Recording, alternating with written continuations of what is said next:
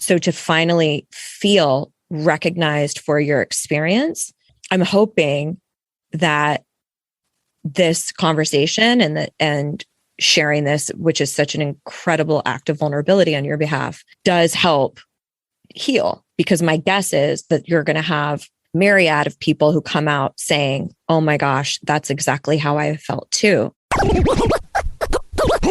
You're listening to Make Some Noise podcast, episode number 432.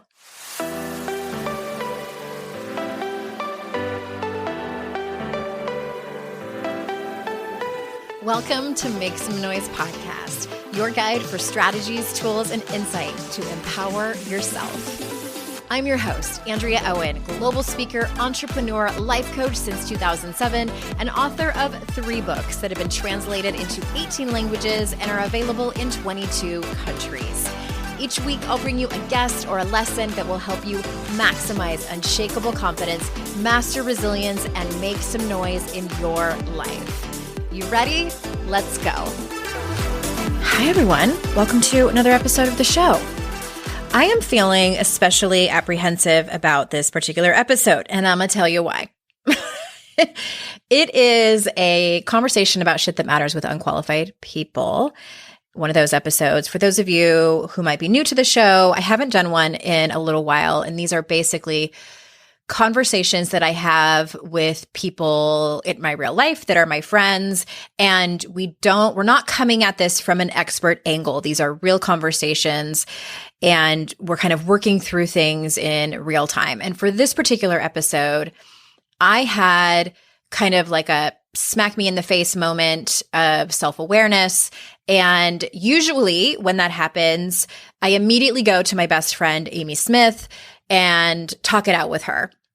Amy also, has been doing what I do for a very long time, and she's my best friend. She's, the first person that I go to around issues such as this. And I decided that I was going to save it for the show. And as I'm walking into this conversation with her, I'm totally regretting it. I'm like, oh my God, I cannot believe it was like one of those vulnerability hangovers, where you think something is a great idea and then you're like, what? This feels way too exposed. So I wanted to caveat the episode with a few things that you need to know, just so you better understand the episode. So again, Amy's my best friend. We just kind of jump into the conversation. There's not a real intro like I usually do. And please forgive the first approximately 3 minutes because I am stalling. I'll just be honest. I was so nervous and anxiety ridden about just dealing with it at all. Not even just having the conversation publicly, but just having the conversation at all. Also, there's a book that we are referring to. And when I re-listen to the episode, I say it very fast and you might not be able to hear me. The book we are referring to is Atlas of the Heart. It's Brené Brown's newest book. Okay, that's what we're referring to. I am also in the episode when I'm talking about, quote unquote, the things that happened to me. I am specifically referring to my divorce. So for those of you that are a little bit new to the show, in 2006, I was married previously. And as my husband and I were talking about and planning to conceive our first child, he had an affair with our neighbor and got her pregnant. And then we divorced right after that. I had been with him for many, many, many years, and I was very close to his family. It was a very traumatic experience. And that's what I'm referring to because I kind of just dive in and get really emotional.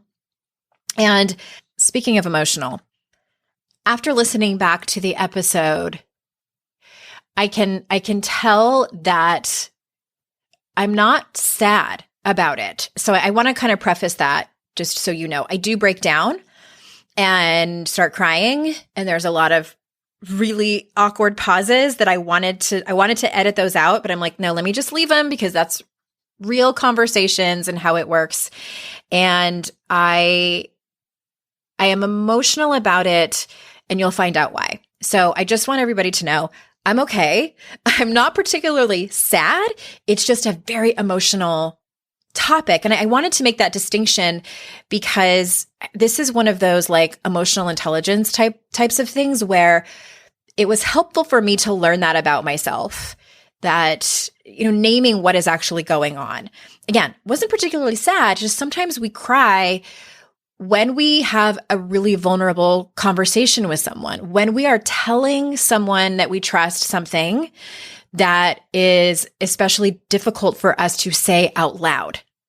I hope that I'm being clear about that. I just wanted it to hopefully be helpful for some of you as you might be able to relate to what I'm talking about, or even if you can just relate to breaking down and crying about something when you're not exactly sad about it, but it's just a very emotional topic. This episode is explicit. If you have any young listeners, there are some F-bombs in there because it's a real conversation. And I was in a tent. Let me explain, because Amy mentions it. So she and I are on video together, but of course this episode is only audio. I set up like a fort in my office because I share a wall with my son, and he was home that day, and I didn't want him to hear any of the conversation. So I moved my whole operation on the other side of my office and then created like a sheet over me, partly for sound and mostly to feel like I was protected. Amy and I had a really good laugh about it. So she does mention that towards the end, or maybe I mention it about how we're in a tent, or rather how I'm in a tent. And lastly, there is a particular clip that I'm going to link to in the show notes. If any of you are like me, what's helpful to me as I process emotions, it's helpful for me when I see TV or movies, or maybe even a play, although I don't see live theater all that often, where something that I'm feeling is acted out by the actors.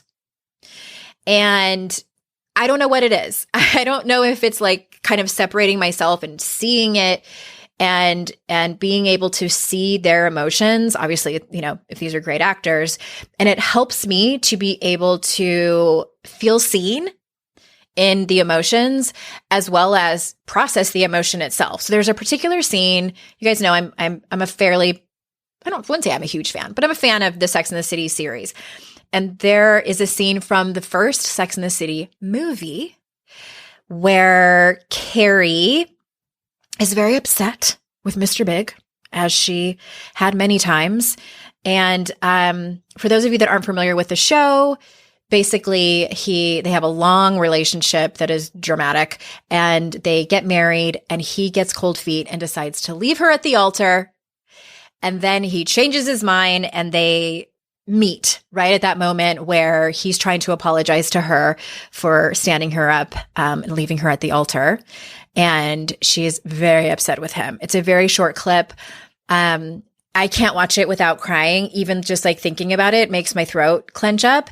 And it's the particular things that she says to him in that moment that just gut me in a good way. Because again, it helps me understand everything. And that particular clip is pertinent to this episode because I always sort of wondered why that clip gutted me so much. And you'll hear why. All right. I think that's about it for setting up this show. Last thing, we have decided to have one Daring Way retreat this year, and it is going to be in September.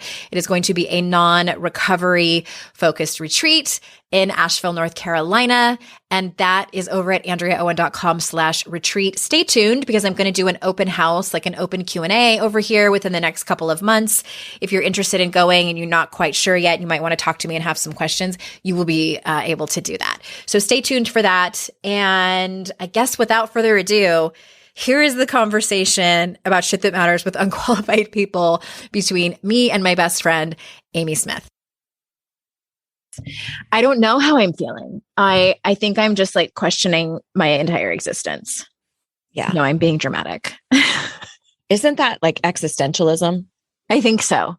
I think I'm experiencing I'm in it.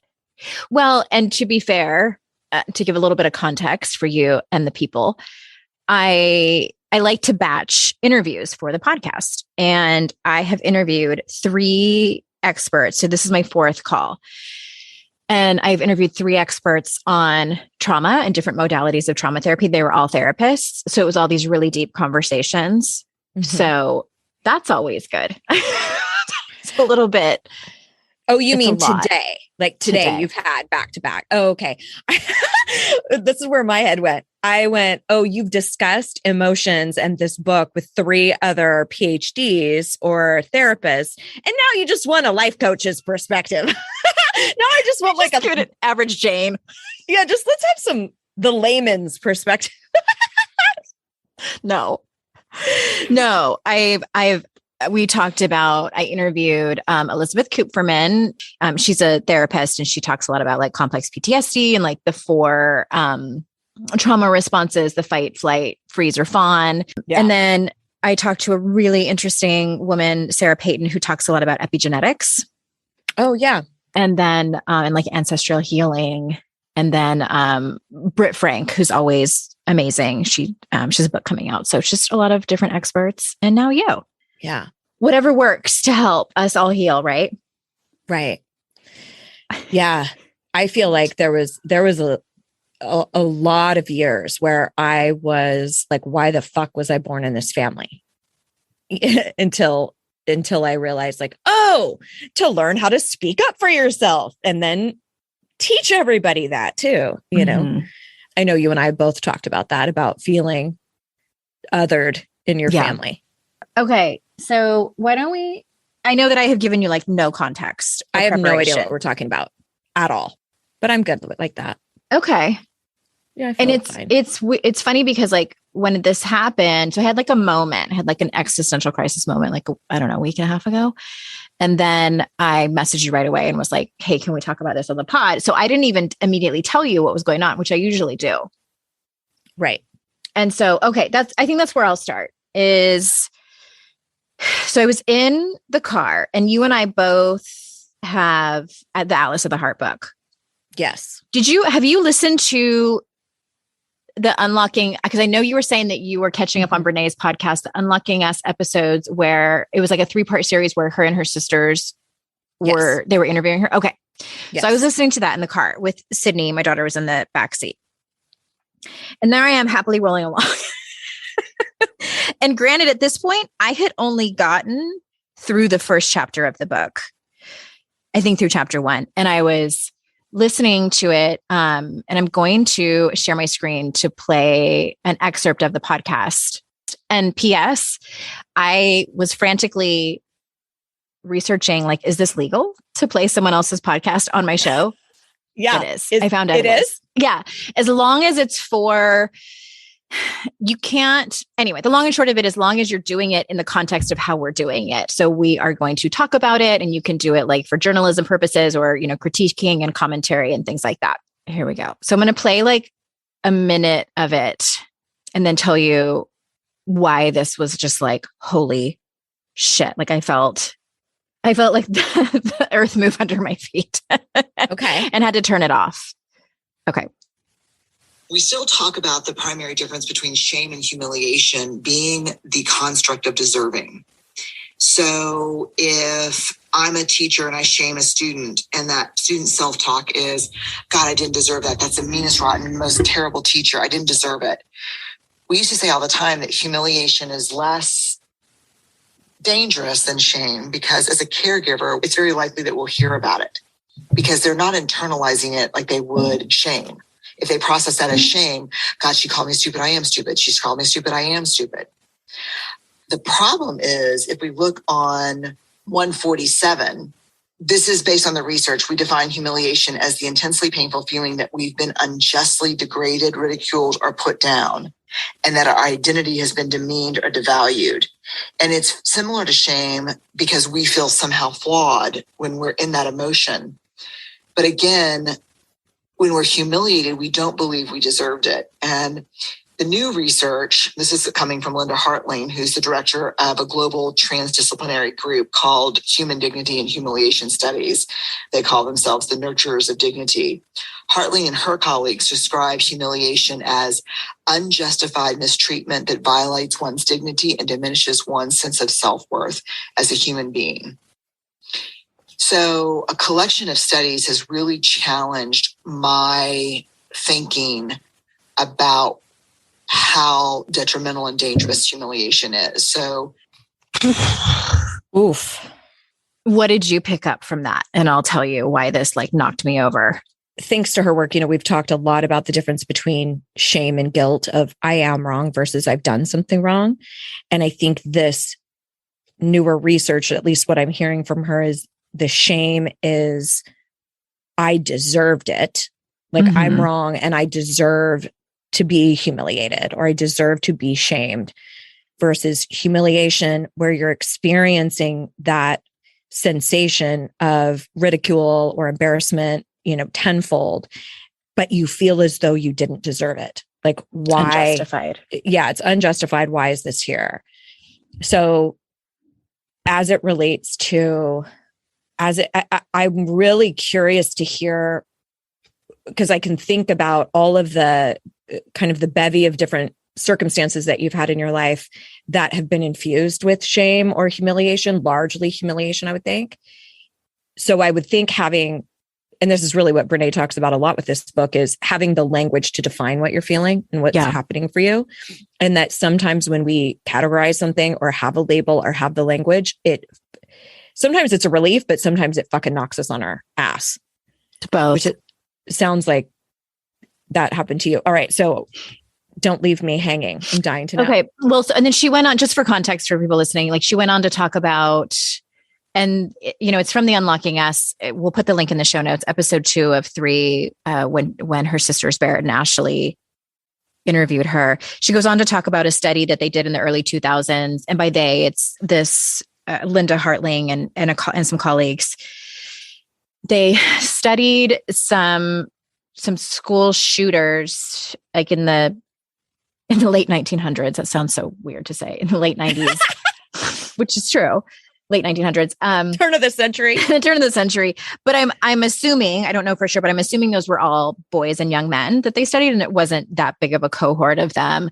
But they were talking about how that kind of profound humiliation is also closely related to suicide and homicide. Mm-hmm. It's just violence. And granted, these boys and young men were also bullied, which I didn't quite have that experience. And the thing that, like, I had to back up the podcast like 30 seconds or 45 seconds to have her read that again. And then I turned to page 147 of Atlas of the Heart. And it's actually on the top of 148 if you have the print version, where it's this other scientist's definition of it. And it says unjustified mistreatment that violates one's dignity and diminishes. Yeah. Diminishes one's sense of self-worth as a human being. And I think I've never heard it explained like that. And I've never felt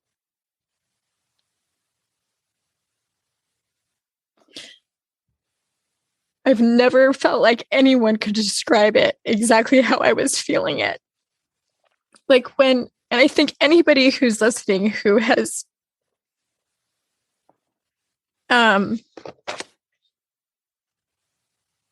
not just had infidelity be a part of their life,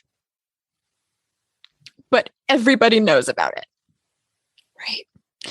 And I think for my personal experience, the amount of people, like the amount of friends that we had, and like the huge family, and there were so many people that we were connected to, and like we both were born and raised in that town, and like everybody knew. I mean, it's not totally true, but like so many people knew who we were, and we'd been together for so long, and it was just so fucking humiliating. And I told one person that. It was one of our friends. It was early on, and I was like, I'm so humiliated about this whole thing. And she was like, you don't need to be humiliated. He's the one that fucked up. And she made me wrong for it. And of course she meant well, but I never told anybody again for the longest time that I felt humiliated. I was just angry and still angry. And I think that like it just knocked me over because a couple of things, because again, like I said, I've never had anyone describe it that way so perfectly, the word so perfectly how I felt. And Brene, who is someone I admire so much, clearly say that essentially they were, I mean, I don't know if she said that they were wrong about it, but they just didn't look into it enough. And that she said, you know, like, I've changed my mind about how damaging humiliation can be. That was like half of what made me feel so validated, because I felt like, yeah, it is. And, you know, and she had went back way back when I was in training and we were learning about the differences between embarrassment, guilt, shame, and humiliation. I remember, you know, learning about humiliation, and it's like the same, the way that they described it, it's like the same physical sensations as shame. It's going to feel exactly the same. The only difference is deserving. And I was like, okay. And then it wasn't really talked about at all. Right. Like the focus is shame, the focus is guilt, and humiliation and embarrassment really aren't that big of a deal. And so I have carried that for years as a trained daring way facilitator, like just also feeling like trying to push it away and just be like, it wasn't that big of a deal. Like you are making this more than it needs to be. And there was something that was telling me that it wasn't. And I'm like, what the fuck is this? Like it just wouldn't go away. And if Sydney wouldn't have been in the car with me, I would have pulled over and broken down. But I didn't want her to I didn't want her to have to take care of me. Right. Anyway, I think that level of validation and being seen was something I don't think I've ever experienced before, Goulet. Like, I really don't think I have. So I don't think they know we call each other Goulet. I know. Say, Amy. Add a little levity there. Long story, but it's an SNL reference. So you might hear a slip. It's very hard for me to call her Andrea.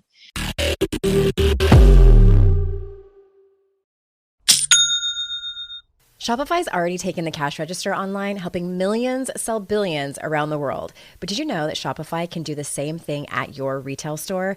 Give your point of sale system a serious upgrade with Shopify.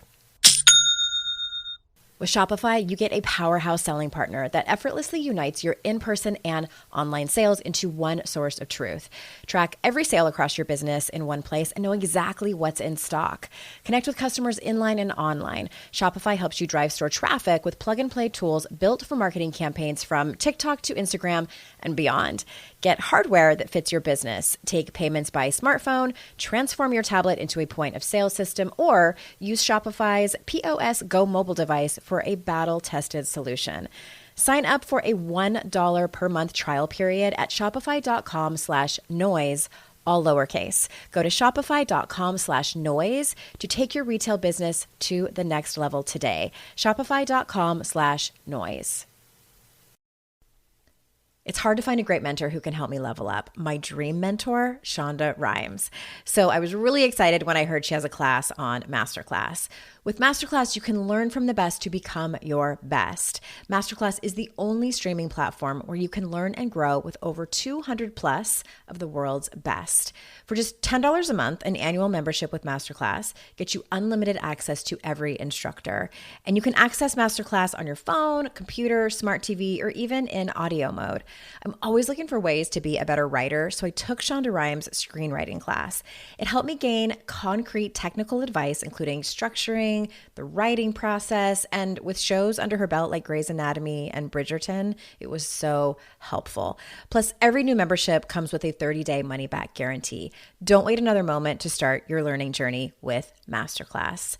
Right now, our listeners get an additional 15% off any annual membership at masterclass.com/Andrea. That's 15% off at masterclass.com/Andrea. Masterclass.com/Andrea.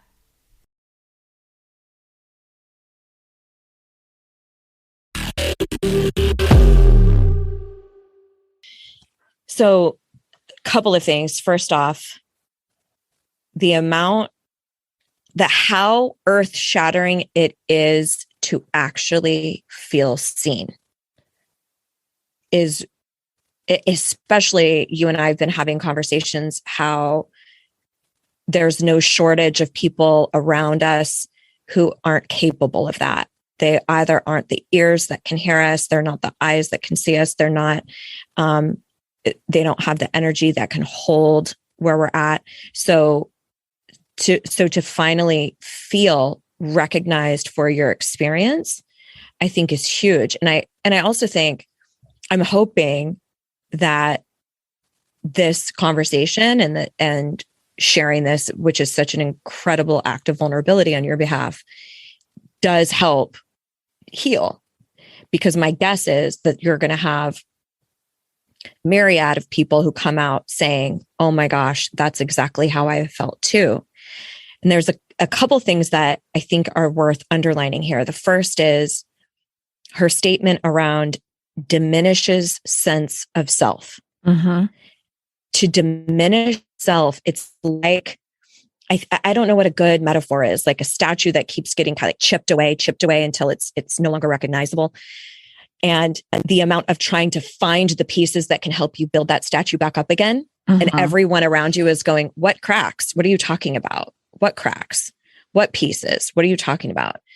And the other thing that I wanted to mention too is, and I've had multiple conversations about this, that maybe even you and I have, that we never, ever fucking root for our own trauma. We never do.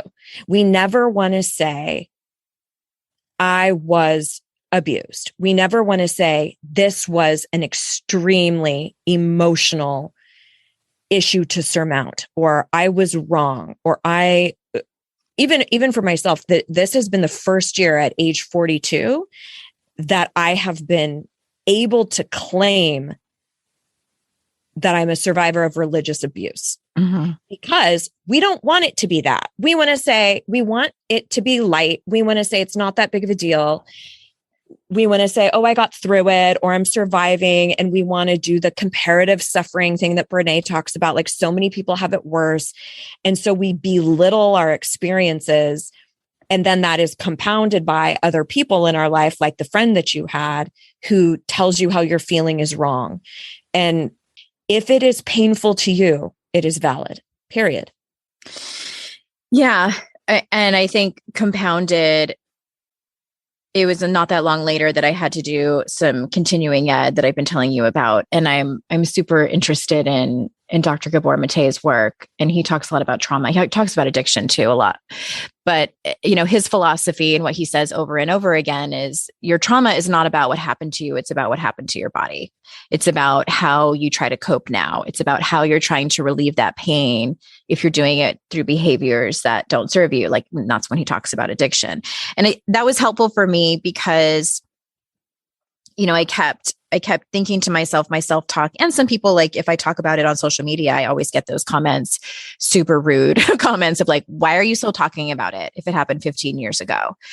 And sometimes I wonder that myself. I'm like, why is this still a thing for me? Why does this still matter? And it's not that he matters, and it's not that the marriage still matters. It's because of what happened inside of my body when that all occurred. And I think I like your metaphor about the statue. And like, I see it more as it just all happened so fast too, that it felt like I was just completely erased. Right. That it just I got the rug pulled out from under me. And my therapist was talking about, disillusionment, how damaging that can be, how we think things are a certain way. And, we trust people and think things are going, we have this idea of our reality. And then when we find out it actually was not that at all, it was something else. It's traumatizing. Brene goes on in that episode to talk about, she talks about it in Atlas of the Heart in that same chapter about the studies that they did about, those boys and young men and how the humiliation coupled with bullying is, overwhelmingly results in violence. Sure. And my immediate thought when I heard that was like, I turned that on myself. Well, I think that's the difference of like, that's what's available for women. is you get to have self-loathing. For men, you get to take that out externally because, that's, and obviously that's a generalized statement. Yeah. And for me, it's been helpful to connect the dots. And this is the conversation I've been having with, the experts on my show about labels, like how much do they really matter? Is it dangerous if we spend so much time trying to find the label that fits the best? Then there's, over identification, and we can spend way too much time doing that and like kind of picking apart all of our neuroses. And what I find helpful is connecting the dots as to what happened, not just what happened, but how I interpreted it, because that's really like the most important part, more important than what happened. And then the behaviors that I used to soothe myself. And, that happened in 2006. And then I got into the relationship with the fake cancer guy in early 2007. And then I got pregnant with Colton. And so I wasn't drinking, but I was still very much love addicted. And then I met Jason. And, after Colton was born, really my drinking picked up. Like I remember this must have been before we met. Like I was at a woman's house that I went to coach training with, and she had like a sleepover with me, and Courtney was there, and a handful of other women that were in our cohort for coach training. And the woman who was hosting, she was actually sober, and she had a bottle of wine that she had used to cook with. And she was like doing the dishes, and she called over her shoulder and she's like, does anybody want this? I'm going to throw it out. And nobody else was in the room. And then it sat there on the counter. And I remember sneaking into the kitchen when nobody was looking and chugging that bottle. Whoa. Probably you never told me this. I forgot about it until like it came up in my Facebook memories from, it must've been 2008 that this happened, because I wasn't pregnant with Sydney yet, but Colton was still a baby. And that was like one of the handful of things that happened where I was like, maybe this isn't healthy. Right. Maybe I need to look at that. But it took me a minute to look at that. But that was, the start of just doing whatever I could to, push it down. No, I was very early in my own personal development journey, but I remember feeling so fucking pissed about the whole thing, and like, this is my next frontier. It's like, peace be with the next therapist that I hire, because I've got some anger to get out. Yeah. And, a lot of it is like my inner teenager is fucking pissed, very pissed about some things that happened. And then it's making my stomach hurt. Well, yeah, it's so interesting to me, that correlation between the emotional self and the physical self. And so it doesn't surprise me at all that it would manifest as stomach ache, something physical. And I've been grappling with this a little bit too lately, because I have been feeling an extreme amount of anger. I've labeled it rage, and I think I might be using that inaccurately now that I'm reading this lovely Vade Mekam all about emotions. And Wait, is that a different book or Atlas of the Heart? No, this is Atlas. It's just, I took the cover off, so I wasn't making it gross. And I think you and I both have interviewed Dr. Valerie Rain about patriarchy stress disorder. And one of the things that really stood out to me is that not only are we navigating our own trauma and our own rage or anger about things that we've actually experienced, but we're also doing that generationally. Yeah. So all of our ancestors who that wasn't an option. I mean, even emotional acuity or intelligence wasn't even an option. That wasn't a thing. And I was just watching a show with Mr. Smith, and he was my husband, and he's so great because he's become quite the feminist, and he'll just say, like, I cannot believe there was no choices for women back then. And we're talking this like gladiator time period. And I'm like, literally, this is the best time. This is the best time. Like, it's always the present moment is the most advance. Like there's nothing, at least in the for United women. States. Yeah. Right. Or Right. North America. That's true. That's true. That's definitely worth a caveat. The reason why I bring that up is I think that it's such a common thing for us to go, what's wrong with me? Why can't I get over this? What are my issues? And we forget to recognize the weight of what we are actually grappling with. Not only is it a collective trauma that we're in the middle of, that we've been going through for a couple of years as a society, but we're also undoing centuries and generations of trauma of women who did not have the language or the freedom to actually have this or the priority to have this type of a conversation. I say that to hopefully inspire you all listening to be really generous with yourself. That I really believe that these younger generations, you know, starting probably with some of the younger millennials, Z generation, Alpha, I think they're really going to start changing that narrative around getting support, being in your feels, you know, being emo, allowing yourself to actually have a vernacular around that. That wasn't a thing for us. Yeah. So, but I also recognize, and I think this might be something you can speak to, of just being fucking sick of doing the work. Oh, yeah. No. You mean, I'm you're talking sick of about doing like this. the labor, like the actual labor, like around the house type, like domestic duties? No, I'm talking about the labor of unpacking trauma, the labor of doing your own work to recognize what this stuff really is and how everything in us and also in our society tells us just sweep it under the rug. Don't look there. I don't know about you. And I don't know if it's just because I'm much more quick to access anger, but for anybody listening who might feel this way, I get angry that I was more or less chosen, especially feeling like the only one in my family. Yeah. I'm like, how I get a little bit self-righteously angry and this is what I told you the other day. And I said, I'm tired of feeling like I was born a seeker in a family that does not seek or have any desire to do that.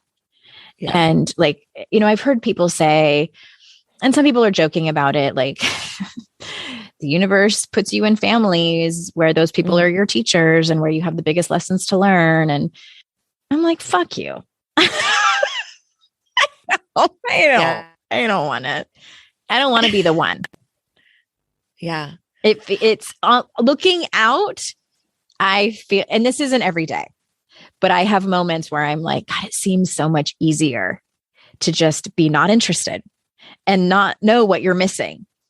Do you know what I mean? Like to be okay. And I can't, it's kind of like a grass is greener over there type of thing. And again, these moments are few and far between, but I wonder what that's like, because I feel like even though I didn't enter this work until I was in like my early-ish mid-30s, I've always been interested in it, but been made fun of for it. I think I told you, like I bought Don't Sweat the Small Stuff, like probably in the earlier mid-90s. And my then boyfriend made fun of me about it. And just wanted something bigger and like wanted to like help people and volunteered and stuff and was made fun of for it. And I also now look back at my childhood and think of things that happened that were really big moments. Like we had a family friend that passed away and like watching my parents navigate that, you know, a family member passed away, watching one of my parents navigate that, a funeral, watching them navigate that. And I have distinct memories of that. And not just remembering, but remembering how I felt and remembering that I was so hungry for just connection and like, can we talk about this? Even though it scares me and I'm not sure what this is, can you just put your arms around me? And like, can we move through this together as a family? And so I can like feel safe. And I never got that. Yeah. And I think that, you know, I developed coping mechanisms as I got older to survive. And they have been difficult and challenging to knock down. And I drank too, you know, when I was codependent and I was a love addict and had an eating disorder, all in an effort to find relief from that pain. And it worked until it didn't. And then when it all fell down, I think it was like a year or two into my sobriety where I was like, holy shit, the amount of work I have to do will never end. Right. It's almost like the pain of the addiction becomes more painful than the stuff you have to work through. And that's sort of the line. Call that the tipping point. Yeah. It's the line you toe for the longest time. Like, can I keep this coping mechanism under control enough?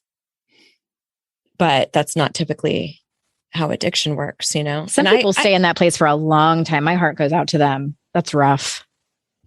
I don't feel, I don't have that same response of being angry about being the one in the family. I feel grateful. I feel fucking grateful. I feel like I feel both of those things.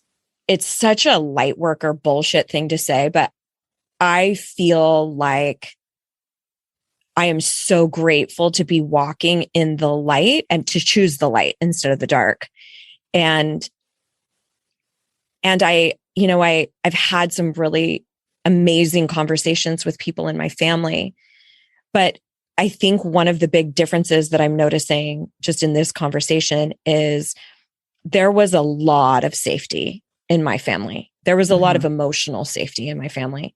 And although I still feel like a lot of the dogma and the religious abuse is what I'm grappling with now, and the trauma that I'm grappling with now, I really can separate how abusive that rhetoric is and then the intention and the hearts of where my parents were at.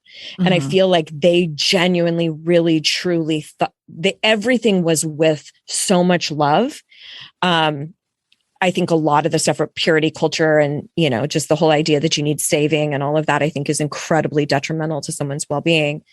But I never was shamed for expressing my emotions. That is still, even though I do have, a litany of issues that I'm working through, that is one of the things that I'm super, super grateful for with my parents and my dad in particular, because I think that's pretty much unheard of, especially for Gen Xers raised by boomers. It's not something we're taught. It's unusual. Yeah. Today's podcast is sponsored by MIDI Health. Ladies, are you over 40 like me and dealing with hot flashes, insomnia, brain fog, moodiness, some vaginal dryness, or weight gain? Don't just accept it as part of aging. These symptoms are often linked to hormonal changes during perimenopause and menopause. At MIDI Health, they get it. Their experts know what you're going through and how to help. MIDI clinicians are menopause specialists offering safe, effective, FDA-approved solutions. And guess what? MIDI care is covered by insurance. So stop pushing through it alone. Schedule a virtual visit and dive deep into your unique symptoms and health background. You'll walk away feeling heard and with a plan to start feeling better. Visit MIDI Health today and reclaim your well-being. You deserve to feel great. Book your virtual visit today at joinmidi.com. That's joinmidi.com. joinmidi.com. When you're listening to a song on the radio and you get the profound feeling that the song playing was written about you? Now imagine having the power to gift that same incredible feeling to someone you love with an original song from Songfinch that actually is written just for them. Songfinch lets you create an original radio quality song inspired by your own life and the people you love. It's completely unique, personal, and lasts forever. Whether your song is for Father's Day, an upcoming graduation, wedding, or anniversary, or even just a gift to show your loved one how much you care, start your song now to lock in one of Songfinch's top artists. I gifted Songfinch to myself, a song about my late father, and I'm so excited to play you a clip. Flipping through the slides of learning how to live and how to love, and coming undone a father, daughters without, so she writes it down. One of my clients heard about Songfinch from this podcast, and so she had a song created for her son who is graduating, and she told me that they both cried when she played it for him and that it exceeded her expectations. For a limited time, Songfinch is letting our listeners upload their song to Spotify for free, so you and the lucky person you gift it to can listen to it anywhere, anytime. Go to songfinch.com/noise and start your song. After you purchase, you'll be prompted to add Spotify streaming for your original song for free, a $50 value. Again, my URL is songfinch.com/noise. Don't forget to share your song with us too. songfinch.com/noise.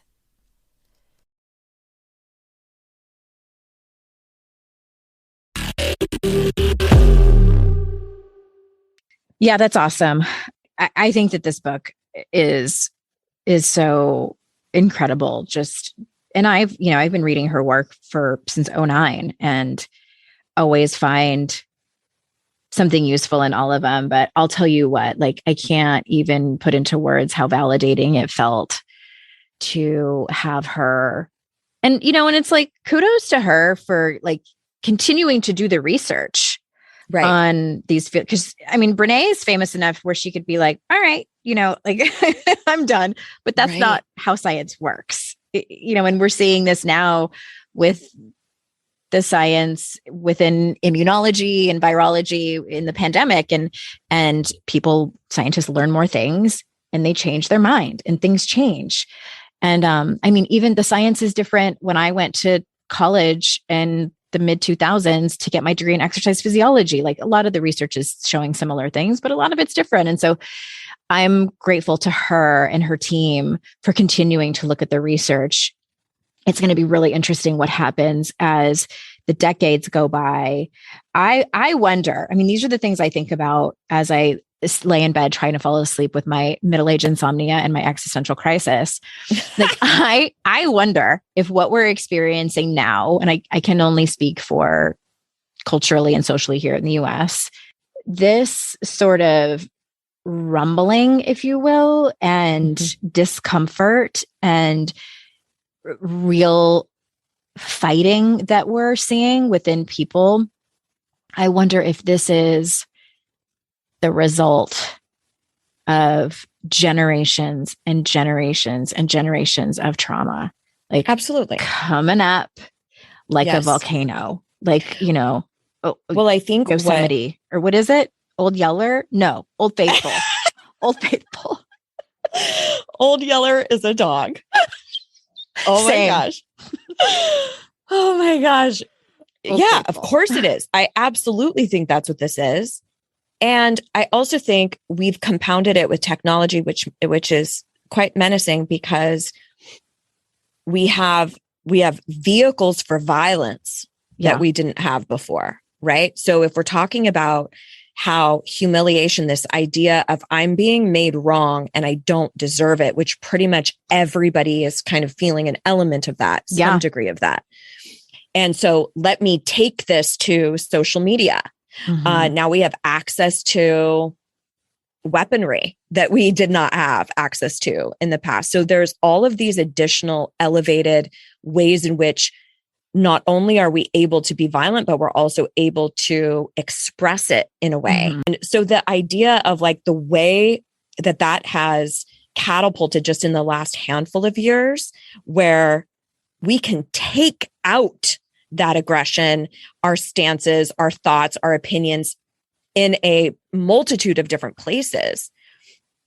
And by and large, not really have a huge amount of repercussion there because we're not actually engaging face to face and seeing the results of what we're saying to people. Right. And so all of that stuff really scares me. But I also think that there's ways in which, especially technology, has given us the opportunity to connect together. In fact, I definitely credit TikTok as being one of the biggest influences for me in the religious deconstruction movement.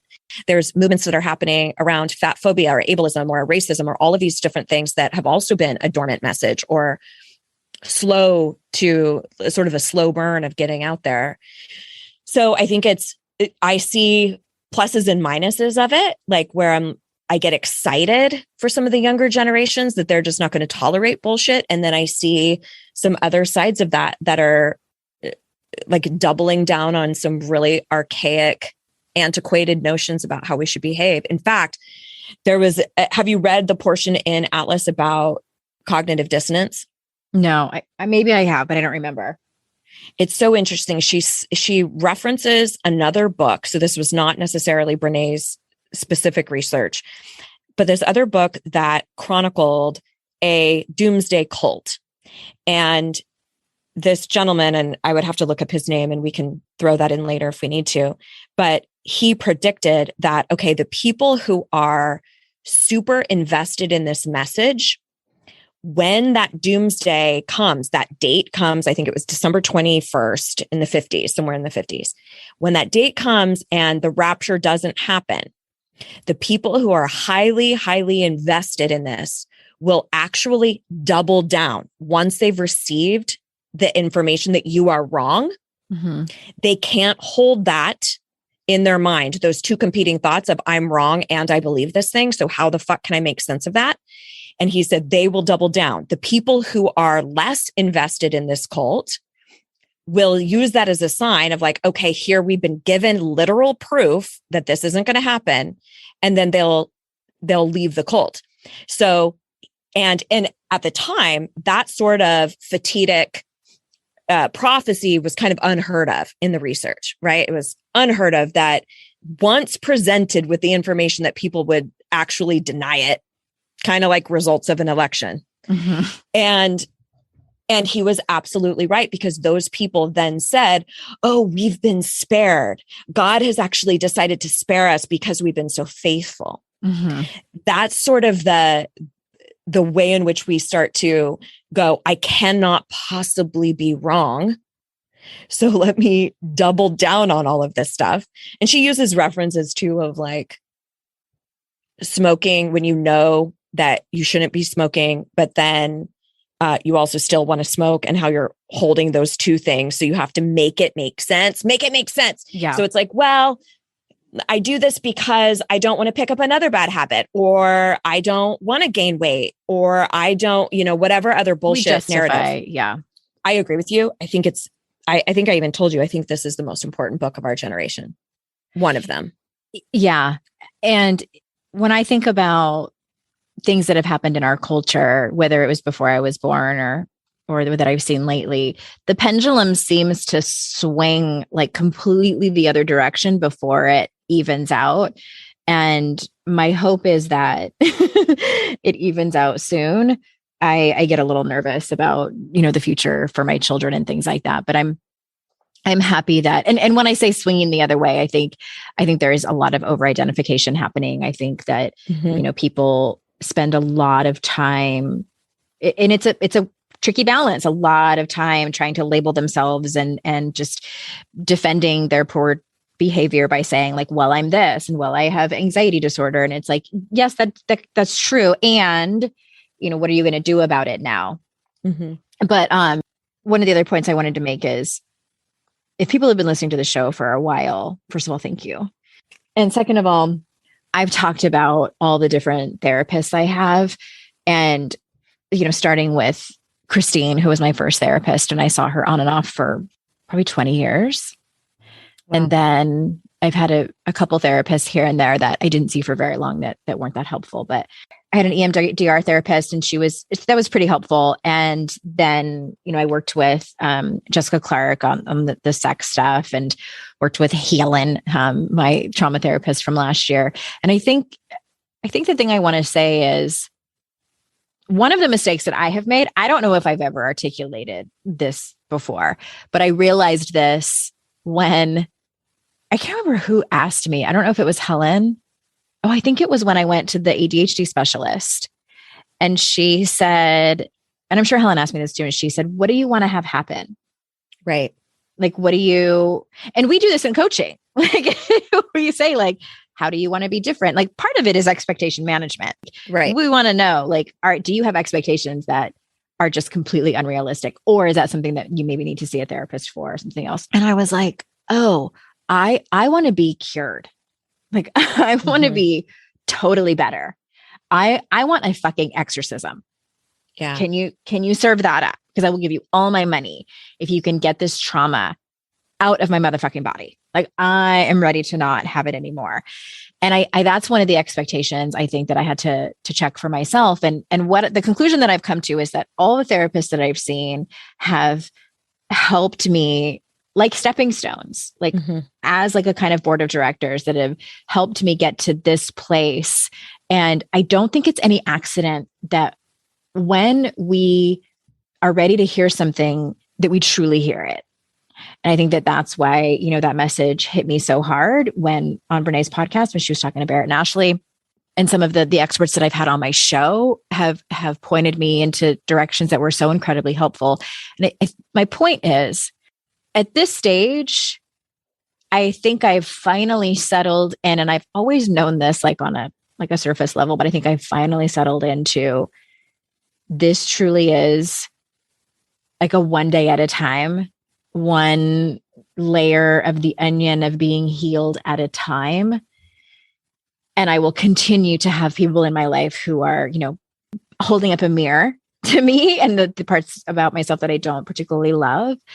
They are challenging me in ways that I have to really show up and either execute some boundaries or learn to have hard but important conversations. There's going to be people that hurt me. There's going to be people that I hurt. And it's an ongoing process. And, we never arrive. It also helps me to never put people on pedestals. I've never really been that type of person. I think I read somewhere that Enneagram 8s don't do that.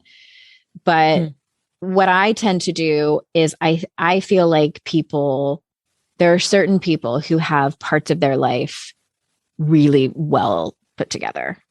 Like, I know they're human and I know they're like not just one dimensional, but I sometimes I'm like, well, they've got their career on lockdown, or their relationships are just like not flawed at anything. And that's not true. No, it's not. It's not at all. But again, it's, we don't go around sharing our pain. Typically we share, except me. that no, I mean, like, who gets in a tent and calls her best friend and records it. Well, there's that great quote about, comparing your behind the scenes to everyone else's highlight reel. Yeah. And we do have those moments, I think, of transparency where we say, hey, I'm going through something tough. But I could also see somebody like on the outside looking in being like, oh my gosh, she is so successful. She's verified on Instagram. She has 3 books that have been in all these different languages. She does all these speaking gigs, she's got this successful podcast, right? And we forget that we're so multifaceted and there's so many things that we're going through. And everybody has shit. In fact, it was recently that I sort of had this epiphany. I don't know why this was an epiphany, but I've been working through some of this stuff around purity culture. And I was like, I don't know one woman in my life who has a thriving, no issues sex life. Not fucking one. But who the fuck talks about that? Like, nobody's like, hey, yo, I have trouble with orgasm, or hey, I've got some shit happening, or my partner's addicted to porn, or blah, blah. Like, nobody really talks about some of those things that we're unpacking kind of behind the scenes. But we all have our shit, right? We all have our shit, and we're never fucking done. That's one of the things that's been really helpful for me in listening to Brené, and just really sobering for me, is that she constantly references her therapist. And I'm like, okay, if Our Lady Brené still sees a therapist, Our Lady of Love and Light, B Money, if B Money still sees a therapist, I call her my fairy godmother. Then and I've said this so many times with my classes and students, and I do think that there's almost, and this might be even for you too, there's an element of grief in that. Oh yeah. Like when you feel like I just need to find the right answer. It's going to be the right program. It's going to be the right book I read. It's going to be the right therapist. And then I will be healed. I will be fixed. I will be relieved of this pain forever. And it will be tidy and it won't ever surface again. It won't ever get triggered by new trauma. And then we have people like you and I who will tell them, like, listen, it's not that you are going to be void of pain. It's going to be that you engage with pain in a different, more powerful way. You're not going to be void of hardship. We're going to engage with hardship in a more powerful way. And that concept of you never actually arrive warrants grieving. Because our society is like, tidy it up, right? Yeah. We need fast food. We need fast remedies. We need, give me a pill that I can be fine with. You know, we don't like the idea that this is something that is a lifelong process. Yeah. Yeah. And for a little while there, I was looking for that too. And it comes and goes, I think, how accepting I am of that. Like, I understand it, but I push back on it sometimes. Another reason I encourage people to go listen to that 3-part series is they're being pretty private about it. I have a feeling something is going on with one of their parents as far as like aging or like either putting them in a home or they're sick or something like that. And I appreciate, because they had, I think it was the second, or it was maybe the third episode of the 3, they had people write in with their questions. And one of the people said, do you still find yourself, the question more or less was, when you all get together, like as a family, you know, Brene and her sisters, and they also have a brother. And I'm assuming, you know, her mom and dad, their mom and dad, do you find yourself falling into the roles you had when you were kids, like when you all lived together and kind of like all of your coping mechanisms go out the window? And they all immediately said yes. Yeah. And I was like, thank God, because my family does that too. I don't like it. I think we naturally kind of revert back to whatever those roles were. And it's helpful for me to hear her talk about that too. I think there's also this notion that once you know the tool or once you've learned the thing about yourself, that you're magically going to make all the right solutions and choices going forward.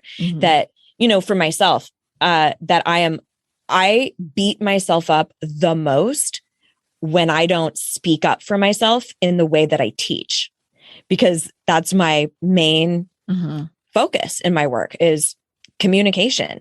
So that's what I have to really check myself with, of like, no, you're still learning how to put all of these things into play. And yes, I've gotten a shit ton better, but it doesn't mean that I'm done learning in that arena at all. Yeah. It keeps me honest though. That's for fuck sure. Like, I hold myself to a higher standard. And there's been times I've shared with you where I've gone, I cannot have this career where I talk about speaking up and then not do it and then be complicit to something that I don't agree with. But God damn, it's fucking exhausting. Sometimes it's just so fucking exhausting to do the work. I'm done talking. So hopefully this is encouraging. I'm done talking. So go out there and do the tough shit. Good luck with life. It's never done. I hope you enjoy. Oh, it's my favorite, like, encouraging statement. Good luck with life. Good luck with life. Are we You can done? do it.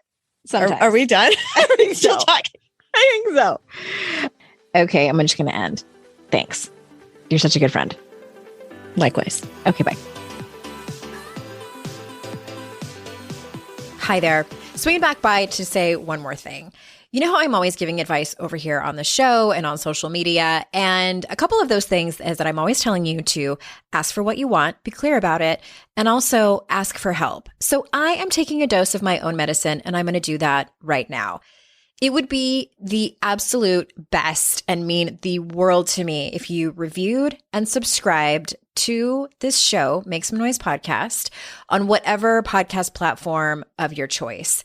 And even more importantly, it would matter so much if you shared this show. Sharing the show is one of the few ways the podcast can grow, and that also gives more women an opportunity to make some noise in their lives. You can do that by taking a screenshot when you're listening on your phone and sharing it in your Instagram or Facebook stories. If you're on Instagram, you can tag me at Hey Andrea Owen, and I try my best to always re-share those and give you a quick thank you DM.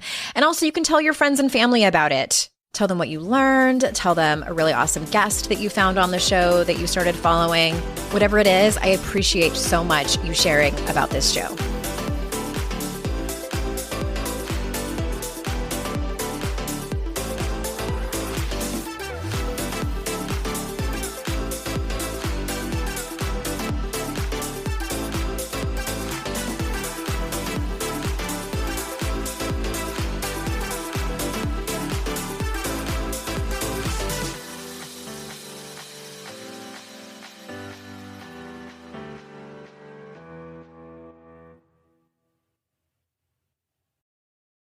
I'd like to introduce you to the Minimalist Moms podcast.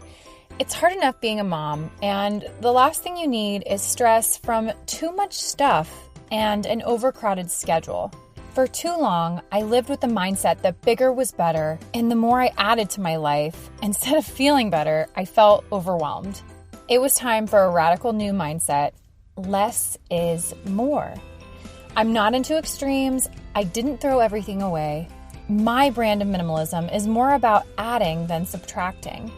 Get rid of the excess to make room for what you love. In other words, it's about living life with purpose. I hope you'll listen in, and my guest and myself can inspire you to think more and do with less. The Minimalist Moms podcast, available wherever you listen to podcasts.